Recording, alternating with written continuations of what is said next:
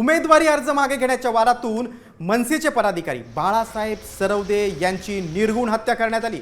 या प्रकरणी आरोपींना कोर्टात हजर केलं असता 3 आरोपींना 4 दिवसांची तर आरोपी असलेले भाजप उमेदवार शालन शिंदे यांना 1 दिवसाची पोलीस कोठडी सुनावण्यात आली आहे। बाळासाहेब सरवदेंच्या हत्येप्रकरणात 15 जणांविरोधात गुन्हा दाखल करण्यात आलेला आहे आणि आतापर्यंत 4 अटक झाली आहे।